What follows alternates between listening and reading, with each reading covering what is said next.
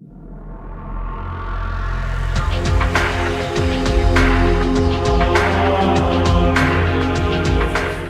is Chris with Team Demise. I'm coming at you with a Dark Magician deck profile. I've always loved Dark Magician, and I love to see that I got all the support that it has. Honestly, it does need more though. So, starting out, you gotta run triple Dark Magician, obviously, because that's how the deck should be. And then on top of that, you also want to run 3 of the Magician of Dark Illusion. It just gives you 3 more Dark Magicians to run. After that, you want to run 3 Magician's Rod. It's a good searcher for the deck. It gets you any of your Dark Magician spell or traps, and that's absolutely phenomenal. With the 2 cards that I like to run are Summoner Monks, and along with Summoner Monks are the Chocolate Magician Girls. It gives you another draw card, and then it also allows you to go into your rank 4 plays.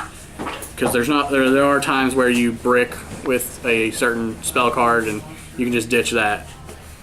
I also run 2 Effect Veilers. I'm thinking about trading those out for something else because I know in this format targeting is not the best thing to do. I also run 1 Night End Sorcerer for a card that's in the extra deck, and then I run 1 Magician's Robe. It's not as good as Magician's Rod, but it does give you a Dark Magician very quickly if you don't have any in hand. And then off to the spell cards. You want to run 3 Dark Magic Circles. That's obvious. It's a Dark Magic deck. You need the circles. It allows you to banish your opponent's cards if need be. And then I run 3 Allure. I've thought about dropping it down to 2 because honestly, having to banish the Dark Magician occasionally is not the best thing to do. I also run 2 Pot of Duality. You almost never special summon on your opponent's turn. And if you do, then don't use Pot of Duality. I also run 1 Upstart Goblin, turning that 40 card deck into a 39 card deck. Also gives you a card to pitch with Summoner Monk if you need it. I also run 2 Illusion Magic. I've thought about taking 1 out. It's not the best card, but it's also not bad. It gives you Dark Magicians, but you don't always need a Dark Magician. I also run 3 Dark Magic Attack. I thought about dropping it down to 1, maybe putting it to 2. I'm not 100% sure. I just know I get it quite a few times, and it's not always good to have it. Now off to the traps. I run 3 Magician Navigation. It's one of the best cards in the deck in my opinion. Getting a Dark Magician and then one of your other Dark Spellcasters from your deck, that's just great. Board advantages. I love board advantage. I also run 3 Eternal Soul, new card that just came out. One of the best cards that Dark Magician's got. Gives you Dark Magic Attack if you want to wipe their field, or lets you special summon a Dark Magician from from hand or grave. I don't run that many defensive traps, but the 2 that I do, or the 3 that I do, I run 2 Storm Mirror Forces, because honestly, returning them to the hand's a lot better than leaving them on field sometimes. And then I run 1 Solemn Warning. Just because it's warning, it's one of the best cards there. It keeps your opponent from getting a better card than you've got. Now off to the extra deck. Main reason I still have the Effect Veilers in there is because I love running Crimson Blader. Crimson Blader keeps your opponent locked out of any special summoning, I believe. Level 5 or higher. Level 5 or higher special summoning, which... Normal summons too, isn't it? Normal or special, so yeah. Yeah, that is it locks them out of having big monsters. And then the Night's End Sorcerer, the only reason I run it is because I love running Azure Eyes Silver Dragon. Not a lot of people realize that it allows you to special summon a normal monster from your graveyard. They think it's just a normal dragon.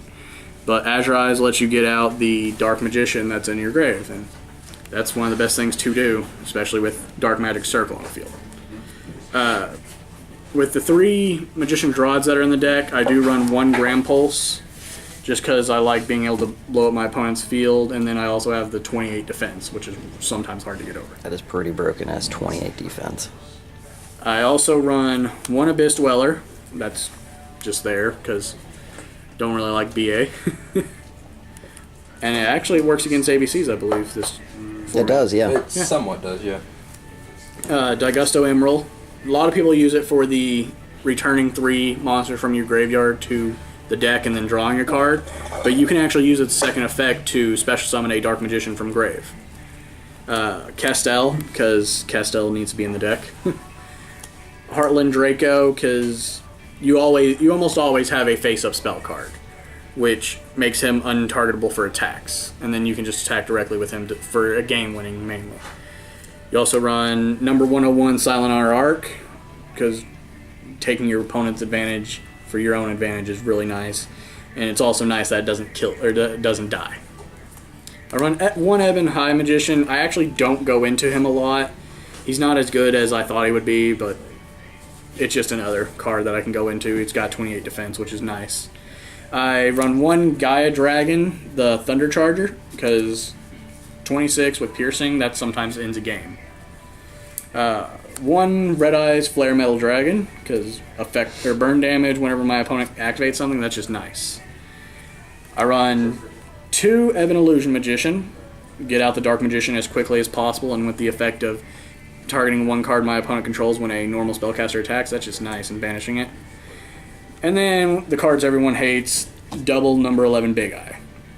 Take your opponent's monsters and use it against them. That's all it's there for. Now off to the side deck. I don't have a full side deck. I'm still working on it. I'm trying to figure out what's good and what's not. But there are obvious cards that you always run. I run 2 DDD Crow. It's good to get rid of my opponent's ability for the ABCs so they can't banish them and bring out a ABC Buster Dragon, and it's good against Blue Eyes. Ally of Justice Quarantine, because it screws over Blue Eyes and ABCs now. Running 2 Secret Village of Spellcasters, you almost always have a spellcaster on field with this deck, so the 2 Secret Villages keep your opponent from being able to use spell cards, so it stops a lot of decks nowadays, especially with Pendulum Summoning. I run 1 Mask of Restrict for that rogue Monarch deck. Heralds, anything, really, that tributes, and there are times where I make people tribute in order to do stuff, and with Mask of Restrict they can't. Run 2 Imperial Iron Walls. It holds back the ABCs, and it holds back Cosmos. Couldn't think of their name. Run 1 Majesty's Fiend. This is a card I'd actually think, or there's a couple cards I'm thinking of taking out, and Majesty's Fiend's one of them. It's good. It's a 24 attack monster, and it keeps my opponent's effects from activating. I run the Dedication Through Light and Darkness and a Dark Magician of Chaos in my side deck. Mainly, it's there because there are times where having the 28 attack monster is just really good. And then I run 1 card that I can side into my extra deck. That's Perform Age Trapeze Magician. He's got good attack. He keeps me from taking burn damage, and that's about it. And I mean, all my cards are spellcasters, so I can always go into them if I want to. If you guys have any suggestions for cards I should change out, or if you think it's good, just let me know, and don't forget to like, comment, and subscribe. This is Chris. I'll see you guys later.